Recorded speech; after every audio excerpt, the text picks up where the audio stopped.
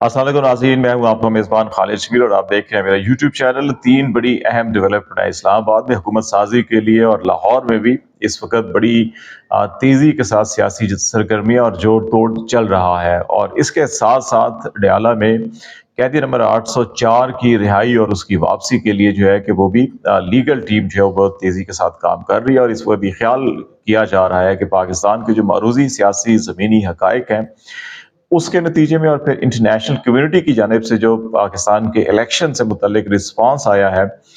उसको लेकर जो है कि इस वक़्त रावलपिंडी और इस्लामाबाद के अंदर जो भी तमाम ज़िम्मेदारान हलके हैं,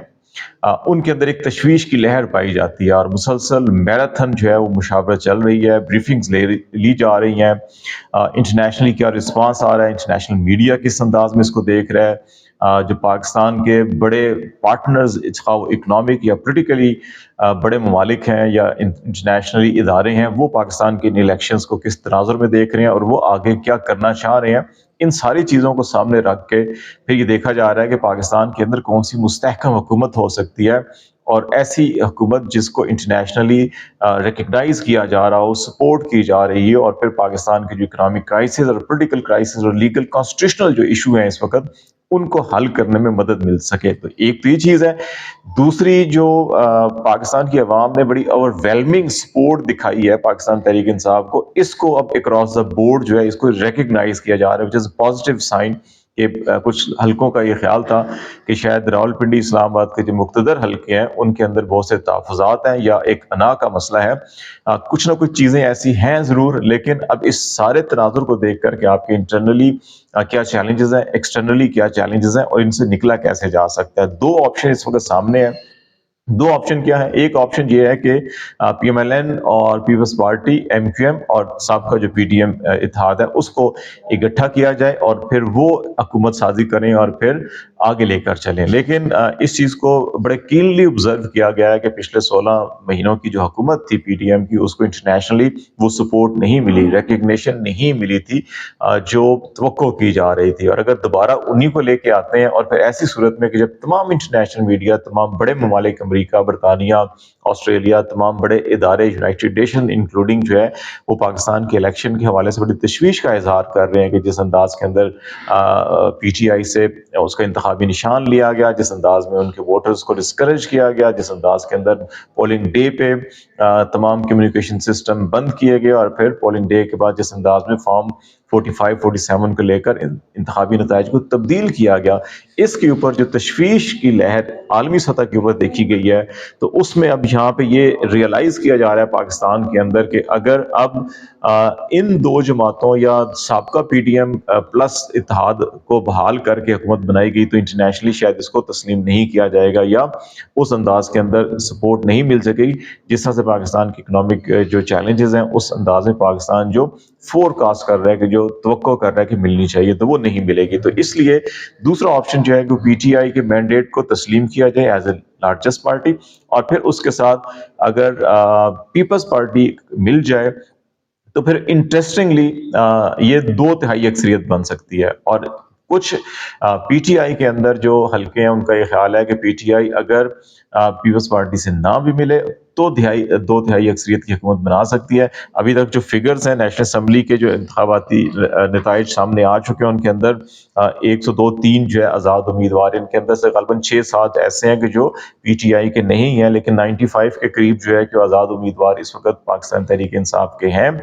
और ये अगर लीगल सतह के ऊपर एक तरफ जो है कि सुप्रीम कोर्ट से या फिर मजलिस वहदतुल मुस्लिमीन के एक जो है कि एमएनए इस वक्त मुंतखब हो चुके हैं, नोटिफिकेशन जारी हो चुका है, तो उनके साथ इंतजाम करके अपनी रिजर्व सीटें जो है वो महफूज कर लेंगे। तो इस तरह से इनके रिजर्व सीटें मिलेंगी तो ये खुद ब खुद इंक्रीज हो जाएगा। दूसरा जो सबसे ज्यादा खुद एतमादी इस वक्त पाकिस्तान तहरीक इंसाफ में और बैरिस्टर गौहर ने जो प्रेस कॉन्फ्रेंस भी की और उनका क्लेम 170 का है, लेकिन इस वक्त भी कोई 50 ऐसे हलके हैं नेशनल असम्बली के जहां पर फॉर्म 45 को लेकर पीटीआई बड़ी पुरएतमाद है और इसको उन्होंने सिंध हाई कोर्ट में, पेशावर हाई कोर्ट में, लाहौर हाई कोर्ट में, रावलपिंडी बेंच में, इस्लामाबाद हाई कोर्ट में और इलेक्शन कमीशन ऑफ पाकिस्तान में पिटिशंस दायर की जा चुकी हैं। اسلام آباد کے تینوں حلقوں پہ الیکشن کمیشن آف پاکستان نے حکم دیا ہے آر اوز کو کہ وہ ان تمام امیدواروں کو یا ان کے نمائندوں کو بٹھا کے ریکنسلریٹ دوبارہ جو ہے کہ یہ دیکھیں فارم 45 کو سامنے رکھ کر کے اس کے اندر غلطی ہوئی ہے نہیں ہوئی ہے، اور پھر ان کو 3 دن کے بعد جو ہے الیکشن کمیشن میں بھی طلب کیا ذاتی طور کے اوپر آر اوز کو، اور وہ دیکھیں گے کہ اگر یہ نتائج کے اندر گڑبڑ ہوئی ہے تو اس کو ریورس کیا جائے گا۔ کچھ حلقوں کے اندر جیسے گجرات کا بھی ہے وہاں پہ حتمی نتیجہ روک دیا گیا ہے۔ پھر لاہور ہائی کورٹ کے اندر بہت اہم ڈیولپمنٹ جو ہے کہ وہاں پہ 20 جو حلقے ہیں ان کی منڈے کو 12 فروری کو جو ہے علی باقر نجفی جسٹس جو ہیں کہ وہ سماعت کریں گے، اور اس میں مریم نواز والا حلقہ بھی شامل ہے، نواز شریف والا حلقہ شامل ہے، خواجہ آصف کا ہے، علیم خان کا ہے، اور اسی طرح سے دیگر بڑے اہم حلقے جہاں پر پی ٹی آئی نے چیلنج کیا ہوا ہے کہ ان کے پاس فارم 45 ہے اور وہ جیت رہے تھے لیکن ان کو ہرایا گیا 47 کے ذریعے، تو اس کی بھی سماعت ہوگی۔ تو اس طرح سے پی ٹی آئی یہ توقع کر رہی ہے کہ ان کو 50 کے قریب نشستیں جو ہیں کہ وہ مزید مل سکتی ہیں، تو اگر اس طرح سے اس وقت اگر 95 100 کے قریب یہ موجود ہے اور 50 اور ہو جاتی ہیں تو یہ 150 تک چلے جائیں گے، اور 150 تک جا کے اور پھر وحدت المسلمین سے اتحاد کر کے اگر اپنی یہ ریزرو سیٹ بھی لے لیتے ہیں تو یہ معاملہ جو ہے کہ یہ 200 کے قریب چلا جائے گا، اور اگر ان کو جس انداز کی وہ توقع کر رہے ہیں وہ 70 کی توقع کر رہے ہیں، لیکن اگر پیس پارٹی کو وہ ساتھ ملاتے ہیں اور ان کی نمبر اس وقت تک جو ہے کہ وہ 54 ہے، اگر یہ صرف اس وقت کی صورتحال کو 100 and 154 کو دیکھا جائے اور اس کے ساتھ ساتھ پھر اگر ایم کیو ایم بھی اگر ان کے ساتھ آ جاتی ہے اور پیس پارٹی ان کو تیار کر لیتی ہے تو پھر یہ بھی 2/3 میجورٹی بن جاتے ہیں اور نون لیگ کو اپوزیشن میں بیٹھنا پڑے گا۔ تو یہ جو ساری سچویشن ہے اس تناظر کے اندر ابھی نون لیگ کے اندر تھوڑی سی مایوسی ہوئی ہے، پیس پارٹی اور